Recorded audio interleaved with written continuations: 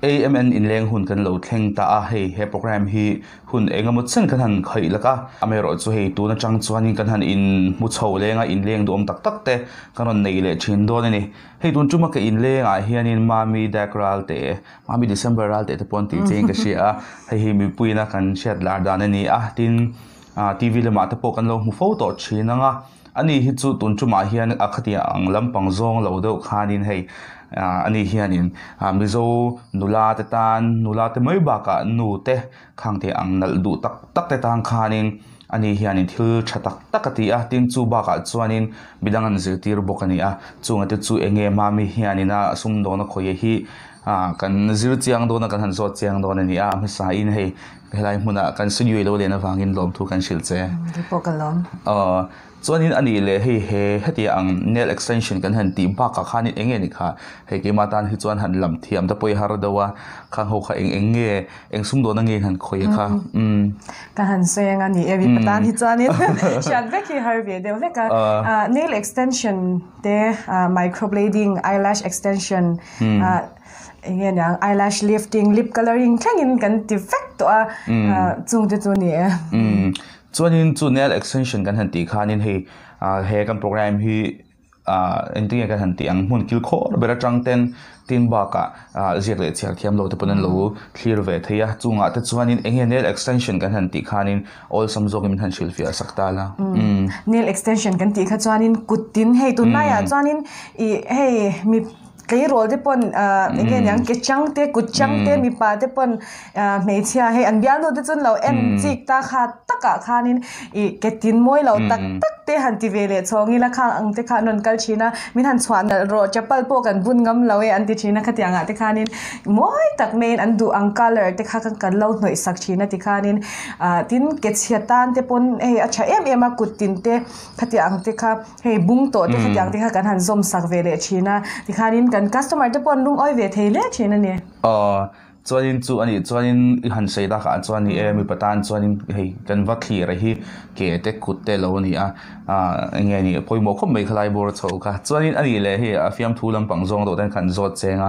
enge klema akerim nam ang zong te khoi fu te nei ve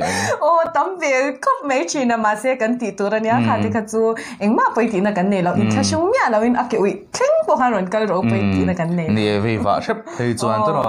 chuanin ani le chu lo chu microblading han ti lai chho kha eng ti na nge ni ta ni kha kan sei zau lenga microblading kan ti chuan he het ti lai kan mit mul ang he mit mul chau mia lo nei mia lo ten om china khang zong zong te kha kan siam sak vek me ni mo in zu phun ti na a phun po ni chuang lo blade ti khan lo ula ati na chi vek om ta kha chu ron kal ula cheme yang chanin anat lo na te ti khanin damdoi thathei ang ber thlengin ti khanin kan manga ti khanin mul nei lo tan te tin mul kheng tan ti khan kha chu an du danin kan siam lem sak vek mai zer ani le entirna ti khan ron ti ta ron du le te lo ta se entirnan engtin ngen yang khang ti kha chu a remove na shan pa ti thlengin na lo ba mo kha chu bai na chuang lo tin eyelash extension kan sei na lo eyelash extension kan ti khanin hei khelai kan mit mul kan lash hi claim deuh te mang lo te china ni khang te khati khanin alem ti khan puta har sa chuang lo mo khatiang kha kan wa sak china mo hianin ti thei em kha ta po khanin chi shang ala oma atoi deuh te abuk chi te khatiang khanin an du dan da an du buk da na zira ni meitin eyelash lifting kan ti khanin mit mul kha alem kan wa ve law kha hey mi mol ber ti la ke ma ni po kan nu le pa te kan pi le pu te thlengina tlema tun lai bo ra khap to lo chin han ti la kha tyang ta na kan an chat fia theina ta nin kan soi fia anga eyelash lifting he chu khami hei tun lai a sam permanent an po ngil ang deuh khanin eyelash lifting kha permanent in kan ti sak ani chu kan mul khamo ti khana reng tu kan chuanin lip coloring kan han ti kha chuanin hei tuna po kan muite khatiang duk kha lip coloring kha khami mang khan machine kharin pigment vekta andu color angin a pink te a red te khatiang kha chu aduk deuh te po andu chuan khanin permanent din kan lo color section ni mo ti khanin entirnanin mui sen deuh te po khati dal the nga mui duk to te po kha tin pa pon an tin sa kha ne mai zia la lo zu ve na sa to te po to ro a sen vut chang la te khan du color kha thlan thei le ta chuanin ani le nia mit helai mit mul han ti chovel ta po khamit meng atifi adon ta vel atifi adon ka tu ang hianin ka sei chuak thiam lo che thiam mi ron pan se an che thiam me chuan ani le hei heng ang hi khoi hmuna tangi I han zira chuan khalai bor chote kan soyanga training tour kharin Kolkata khanin note kha kum khat ling ve to in ka sia ti khan sang chen dawin kan zuk kal ve a thang kan zuk ti ve no ngor o alare laure chu 2019 khan ya kum tir lampanga khan ania mo chuan lo ho changin hemi hi han boy pi chota atir ka chuanin ka tilngam big lova experience ne nan khan in lama te ka chung te ka mel sha te khanin ron ka ro thorin ka ti sakang cheu ka tia training lampang he ka chu alare fak lawa acha chu mi training han pitur pon thiam vek phot khanga yani chumo ma se pathianin mi tan chuan eng thil ro pui ma chu ani chuang lo ma se dikhanin Kolkata kan kala kan honu khan dikhan kan tivet no te mut lai din kan ti sau be ti pe chanin ani za thlau tuk kan dor ka hon chan ma pe ka chanin dikhanin in lama kan tia a koi rem room nail extension pe ka chon ni za thlau tuk we experience ka kala nei lo em wa ma se dikhan kan ti chawa dor kan siam tir po khanin a chen ka kut no pe ka chu ke ma pon ka ngei to le thian kan nui za thei lu tu kan ni che she ka thiam lo ta pani chu chan chu nula lai pon nail polish po in noi ngai lo ka tiang lam tui ngai lo kha ka nya ma se ka zuk zir na chan po zuk zir tum ngor kan ni lawa engamoni thil poi mo wanga chung ko thila wanga zukkal khat mi kan cham reido na wanga ti chau kha kan ni ta mo man chat nan khan chu tiang vel chu tin thiam tur chon khoi nem te po lo ngai do ngai na to he mathematics cho ang hi ani me chuan ani le engtin nge chuti chuan business lampang tak anga izon na ta nei han man chho chan vel khan tin nge khalai bor chho kha ni e khalai kha atir kharin dorte reute han ko omati khanin kan ti ve chho chana keima khan atir chuan ka ti photta ma se atnuwa kha chuanin kai naw pom kanya ka fanu hi ashi sel vak lo china engamoni hianin na hianin atlak bak ve china hei soi fak tur om chang lo hianin chuanin dikhan naw om te lo ngai box ya ka lo khoi reng man si lo dikhan thok te kan nei chho chan ta dikhanin ka thok te nen dikhan kan ti don ta dikhanin tun thleng hianin ka van nei em pathian hianin naw dora thok tur te fel tak te min pe china tu na phei chan ke ma hianin ka khoi to lo ka naw then eng kim ma han boy pui vek achan chu tu na han ke ma hanin thil dang la ti chau se ni ka do chan chu sum do nei ka tui lu tu ka ten lai po hianin ke chu chu me zor te hinuam ka tia ka tiang vel khan nuam ka tia kanin khwal te lem na po thom no zwari ka ni nge china sum do na lam hi ka tui thei lu tu ka chu wan chan tu na po hen eng amani ti chau ka tu ma wang hen dor hi chu ka tlo vele zeu zel thawa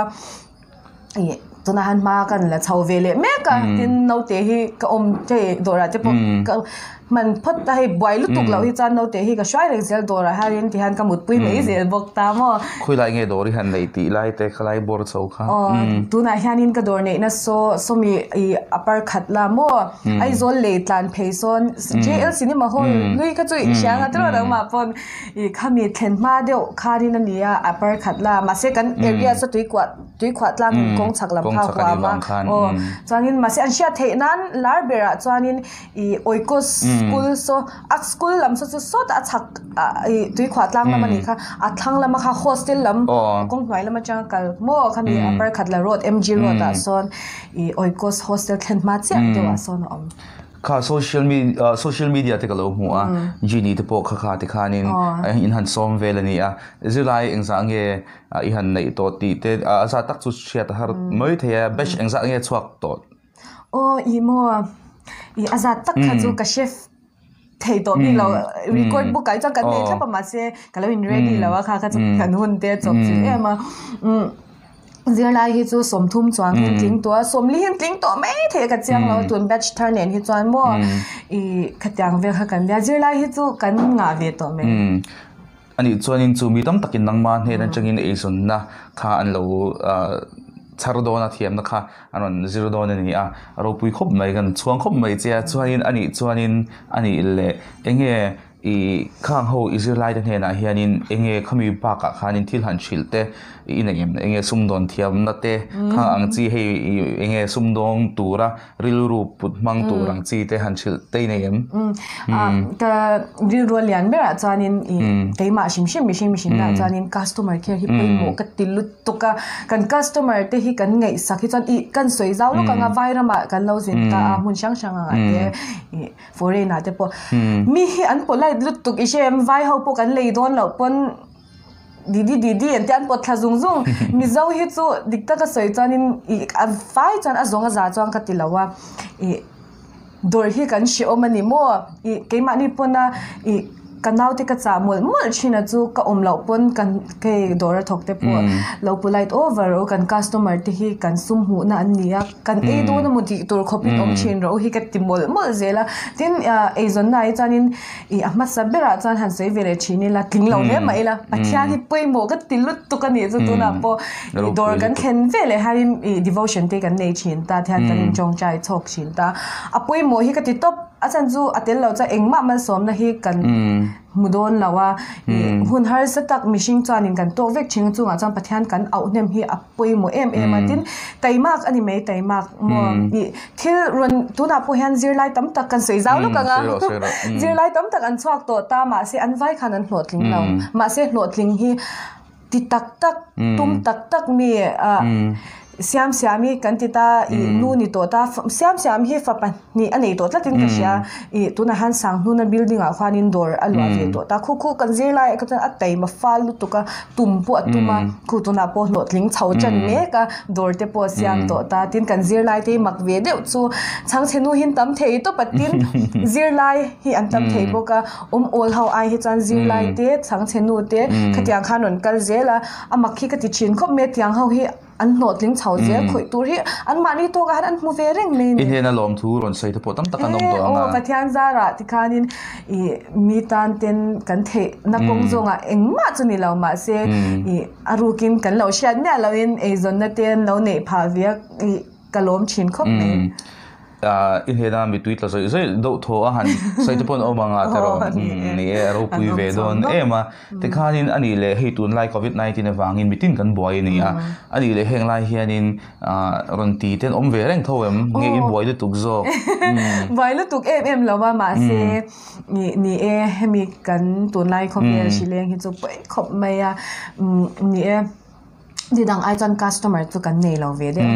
ma se kan la nil lo ro pui tho ani le enge chang chot in lama tin pan mai nge do an local o kha kan sei za wanga in lama hianin du an om chin hianin tlem te kan han church akal na man sen sau nen ti khanin kan nau te nen han kan vakal ve me kha chu miron kau chuan kan in siam rema dor bana te mo dor ti kan kal tai de ti khanin kan ti kwal ve chin